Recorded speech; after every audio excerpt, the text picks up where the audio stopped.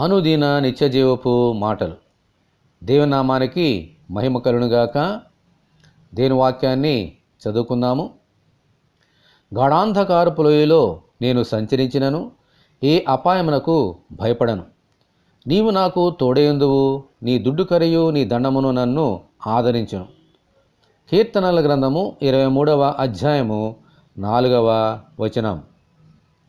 గాఢాంధకారపు లోయ అంటే ఏమిటో ఇటు శరీర సంబంధముగాను అటు ఆత్మ సంబంధముగాను ఎంతో అనుభవము కలిగిన వ్యక్తి దావీదు చక్రవర్తి. ఒక గొర్రెల కాపరిగా తన గొర్రెలను కాచినప్పుడు ఎన్నో గాఢాంధకారపు లోయ అనుభవాలు గుండా ప్రయాణం చేశాడు. అయినా దేవుని యందు విశ్వాసముంచిన కారణాన్ని బట్టి దేవుడు అతనికి తోడుగా నుండి భయంకరమైన ఆపదల నుండి, మరణము నుండి తప్పించారు. హల్లెలూయా. ఇజ్రాయేలీలు అనే గొర్రెలను కాచినప్పుడు కూడా ఇటువంటి గాఢాంధకారపు లోయ అనుభవాల నుండి కూడా వెళ్ళాడు. అప్పుడు కూడా విశ్వాసము నుండి తప్పిపోక ఆయననే నమ్ముకున్నాడు కాబట్టి దేవుడు అతనికి తోడుగా ఉండి అన్ని శోధనల నుండి తప్పించారు. హల్లెలూయా. మన జీవితంలో కూడా ఒక్కోసారి ఇటువంటి అనుభవాలు గుండా ప్రయాణము చేయవలసి వస్తుంది. ఆ సమయాల్లో గొర్రెలకు మంచి కాపరి అయిన యేసుక్రీస్తును నమ్ముకొని ముందుకు సాగిపోతే ఆయన దుడ్డుకరయు దండమును మనల్ని ఆదరించి ఎత్తైన స్థలంలోనికి, ఆశ్చర్యమైన వెలుగులోనికి నడిపిస్తారు. ఆమేన్. హల్లెలూయా.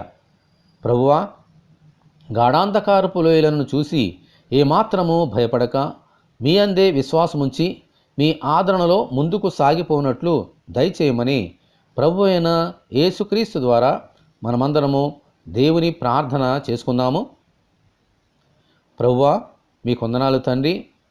దావీదు భక్తుడు అనేకమైన గాఢాంధకారపు అనుభవం నుండి వెళ్ళాడు. అయినప్పటికీ విశ్వాసం నుండి తప్పుపోక ఎలాగో మిమ్మల్నే నమ్ముకొని జయాన్ని పొందుకున్నాడో మేము కూడా ఈ జీవితంలో ఎదురవుతున్నటువంటి ఈ గాఢాంధకారమైన అనుభవంలో నుండి కృంగిపోక, మార్గము నుండి తప్పుపోక మీ అందే విశ్వాసముంచి నమ్మకి ఉంచి నమ్మువానికి సమస్తము సాధ్యమైన రీతిగా మీ దగ్గర నుండి జవాబులను, ఆశీర్వాదమును పొందుకునే భాగ్యము మాకు అనుగ్రహించమని వేడుకొంచున్నాం. ఈ వాక్యం వింటున్న బిడ్డలందరినీ దీవించండి.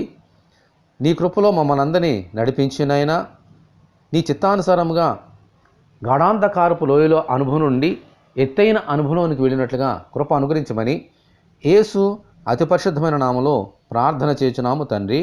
ఆమేన్. మన తండ్రి అయిన దేవుని ప్రేమ మనకందరికీ తోడేయుండునుగాక. ఆమేన్. పరిశుద్ధ దేవుని మందిరం.